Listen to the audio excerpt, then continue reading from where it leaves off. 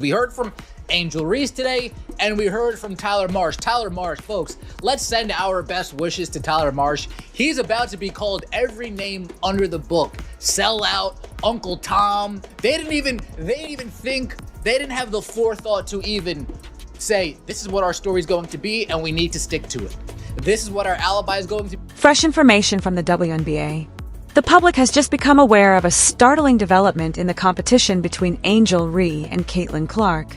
Tyler Marsh, the assistant coach for the Chicago Sky, has publicly denied Reese's allegations of nasty fan comments made during Saturday's game against the Fever Sky, potentially shattering the basis of the league's whole inquiry.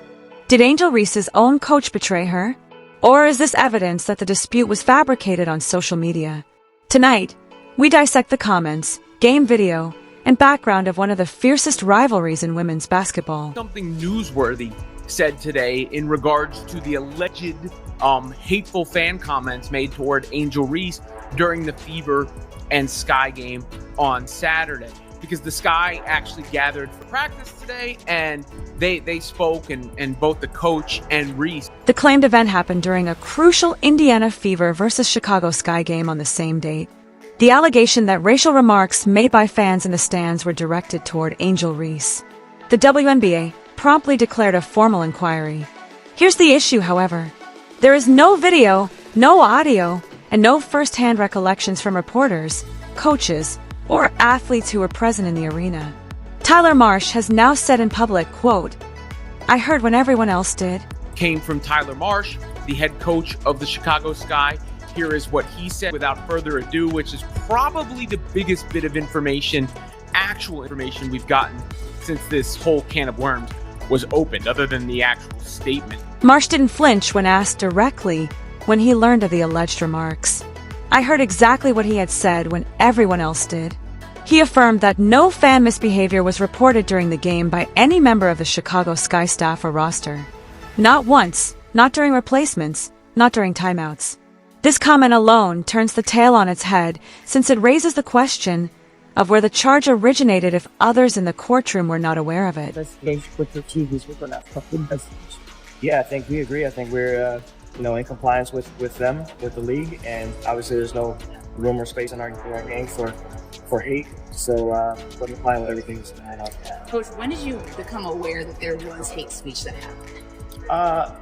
I think when everyone else did. I think that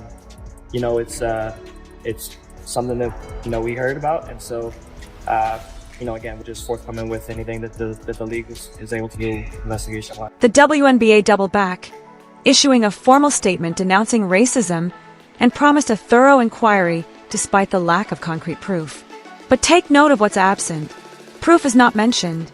With cameras recording every angle and courtside mics recording every shoe squeak, this was a nationally broadcast game. However, for some reason, not a single offensive comment was recorded. You coached in Indiana. Did you ever have any issues with that while you were coaching there?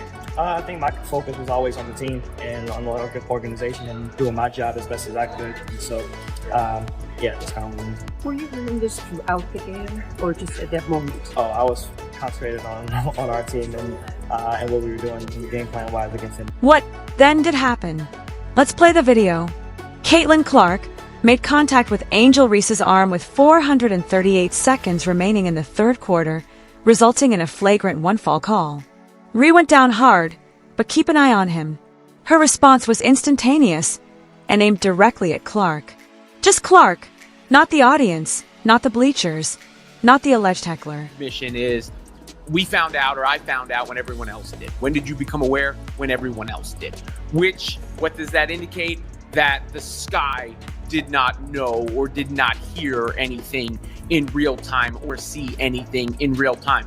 So that makes the Sky, that makes the Fever, that makes me, that makes everyone I talked to who was in the arena, everyone else who has spoken from the arena. They have previously clashed.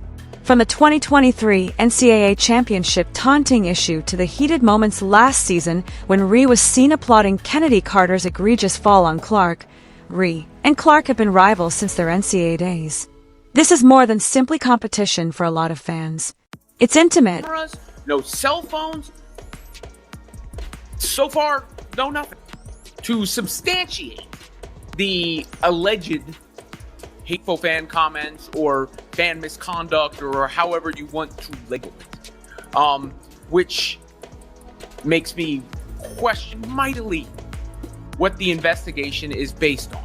And I would love to hear on the record what the investigation is based on, because based on all the information we have, the leading theory has to be it's based on the... Although abusive remarks were allegedly posted in a number of widely shared postings, several accounts have subsequently been removed or made private. No one offered video evidence. None confirmed that they attended the game at all. However, these postings were sufficient to initiate a formal league investigation. Who gains from this story is the question. From an account that I think now went private or deactivated, that alleged things were said to Reese, but no even proof that that person was there or not. Whether they were there or not, whether they saw or heard anything or not, nothing to back it up. And if that is indeed the case, it's embarrassing. It is embarrassing. It really, really now seems like this is based on social media, and that the social media stuff was based on Sky fans online who couldn't handle getting the belt to the ass, who couldn't handle the beating that the Indiana Fever put out on the Sky. The scoreboard should not be disregarded. Chicago was thrashed by Indiana 93-58, a crushing defeat on the home floor of the Sky by 35 points. Frustrations were boiling up and tensions were rising. Narratives may change rapidly, and tempers might flare in such situations. Was this charge an exaggerated misunderstanding or a diversion from the blowout? Flagrant foul on Angel Reese and the aftermath. There is no way Angel Reese can continue the lie that she doesn't dislike Caitlin Clark. I know what hatred looks like. Angel Reese hates Caitlin Clark. Not some basketball right. According to the WNBA, the inquiry is still underway.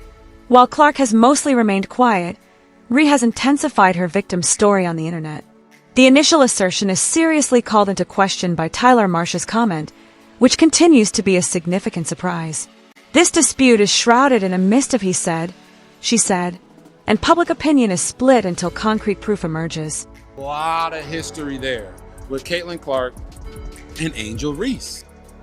You guys remember last year when Angel Reese celebrated Kennedy Carter getting that flagrant foul on the hip check against Caitlin Clark? You remember that? On the sideline, just, yeah, baby, get her, you get her. We'll continue to monitor this inquiry and update you on any new information as it becomes available.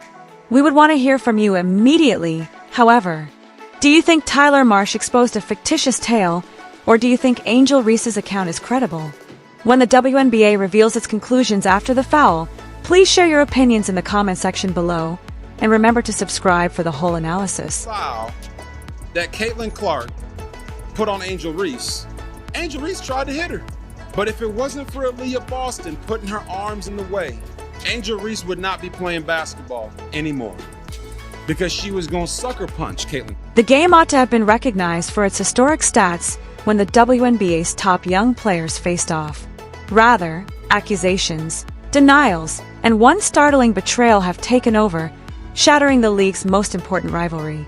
We examine the Angel Caitlin Clark scandal in further detail tonight, including why Reese's own coach isn't supporting her account. Get run out of Chicago. First things first, let's hear what Angel Reese has to say. Let's hear Angel Reese. And if you guys pay attention, listen to her voice and listen to how she's on the edge of breaking down. Very funny. Hate speech. Yeah, obviously there's no place in this league for that. I think the WNBA. Let's also watch the nervous body language, the nervous twitching. Yeah. Our team and our organization has done a great job supporting me. I've had communication from everyone, from so many people across this league, and being able to support me and going through this whole process. Obviously, it could happen to me, it could happen to anyone, and I think they've done a great job supporting us in this. How did it affect you Saturday, trying to do your job, trying to play, and having this going on simultaneously? Yeah, obviously it's tough, but I think I have a great support system. I'm loved by so many people, and obviously in the moment it's hard to hear, but my support system. This was no ordinary game in the regular season. In a 35-point rout, 89-54, Caitlin Clark's Indiana fever crushed Angel Reese's Chicago sky.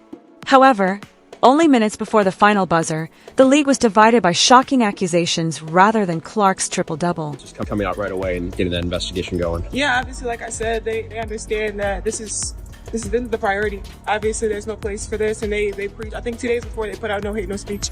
And obviously, the women in this league, they know that, and know there's no space for that. And I believe that every player in this league deserves to be treated with respect and want to come to work and just have fun and have a great environment to work at. So I think they've done a great job putting that out, and we're obviously just going to respond as they need to. Were you able to? Damn, I really wish Angel Reese would talk and step up about all of her fans calling people all these nasty names. Oh, how being silent is such a blessing. Such a blessing it is to be silent and have nobody being critical. During the game, Reese said she was the focus of vicious fan insults that no athlete should have to hear. Here's the issue, however. No one on the court side has confirmed they heard anything, and there is no audio or video proof. Indeed, Caitlin Clark herself said, quote, "I trust the league to handle it, but I didn't personally hear any hateful remarks." You know, she answered it perfectly. She said, I didn't hear her say anything, but that doesn't mean anything happened.